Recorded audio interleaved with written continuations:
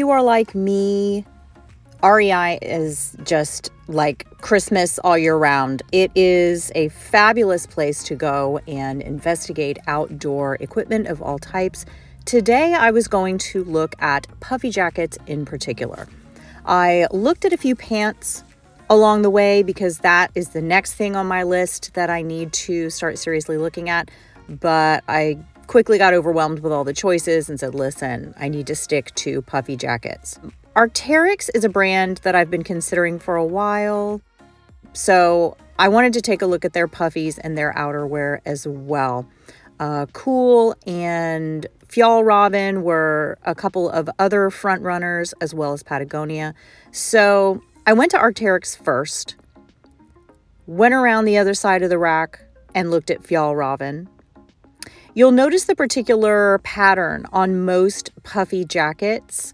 That stitching there, I was worried about air being able to get through.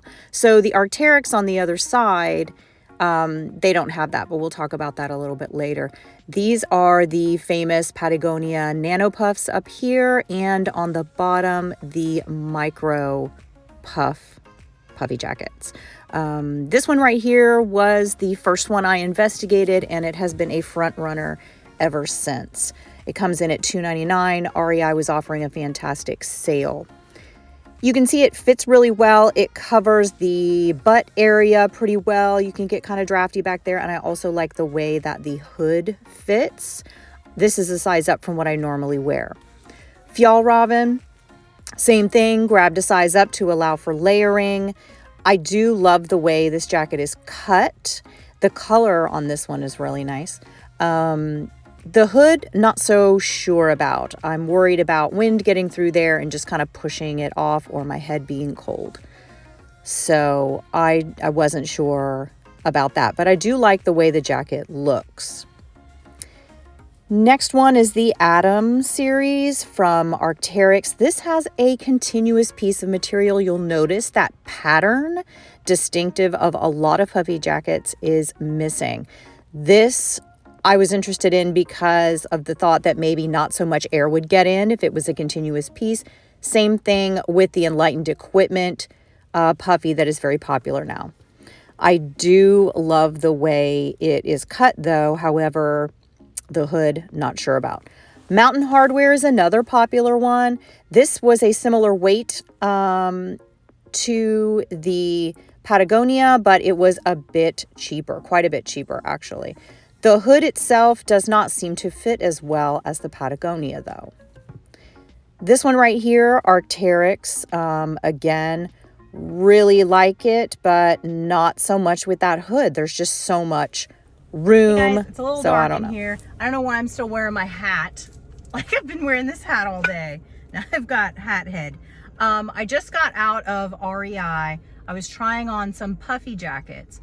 I tried some from Arc'teryx, Fjallraven, Patagonia, and also I think REI's brand as well. Did not try any North Face. They didn't seem to have any synthetic ones in my size. So I took a little video of what they looked like on. So far, I am liking the Patagonia Micro Puff. It is very comfortable. I think it's the lightest one of the ones I tried on. I like the fact that the Fjallraven doesn't have like the little pattern on it that might allow extra air to get through, like the little quilted pattern. I like the fact that it seemed to be like the Torrid from Enlightened Equipment, where it's got the one piece, and I don't think it would allow that much air in. But the Arc'teryx one had so much room up here. It was like swimming around. I'm like, air is going to be all over the place. Wind, it literally would just push it off my head. So the Patagonia Micro Puff women's fit the best. And I liked the way the extra small fit, but being that I'm going to have to layer, I'm going to have to size up.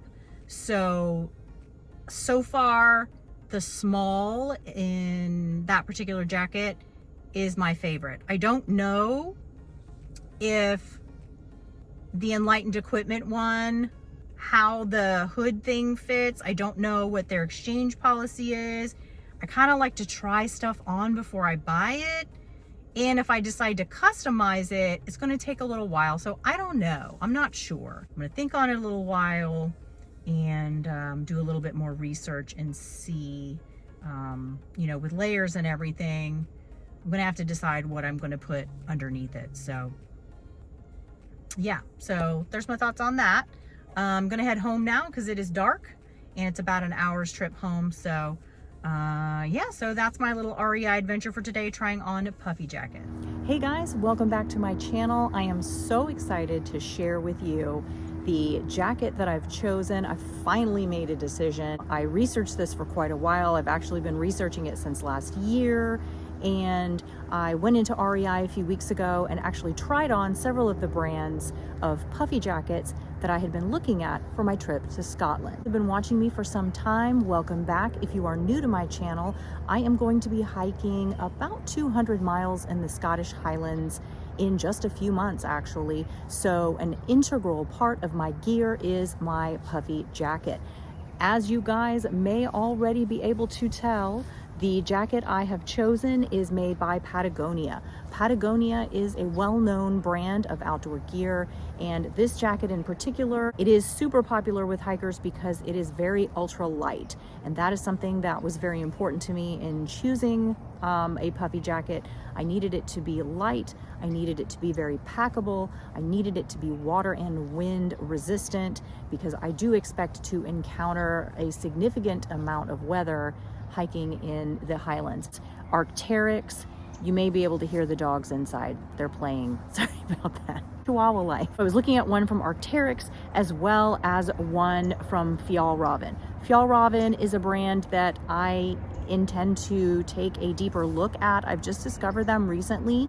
I do live in Florida. It is not freezing outside right now. However, it is in the 60s. We have had some 40s and 50s recently, so I felt a little pressed to take advantage of the brief window of cold weather that we have to make a decision as quickly as possible about this particular jacket, because I wanted to be able to utilize it outdoors before I headed across the pond and tried it out in the Scottish weather. Let's take a peek at some of the features of this particular jacket.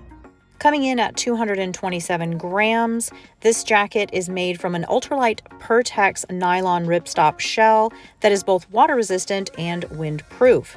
The jacket also boasts 65 grams of 100% recycled down-like PlumaFill synthetic insulation, and the discontinuous quilting pattern traps body heat to keep you warm in colder temps. This jacket also has a hood, which was a feature that I definitely wanted, as well as being pretty fashionable. It looks really nice on. It also has elastic around the hood and the sleeves, as well as the bottom of the jacket to keep warm air in and cold air out. Let's also talk pockets. It's got 2 on the outside with zippers and 2 deep pockets on the inside. Gotta love the pockets. Another big plus with the jacket is the fact that the bottom comes down a little bit lower than the front of the jacket to keep your backside warm. My husband kept trying to talk me into getting a longer jacket, and when I found that this jacket came down a little longer in the back, it definitely made all the difference and was a deciding factor in the end with me choosing this jacket over some of the others.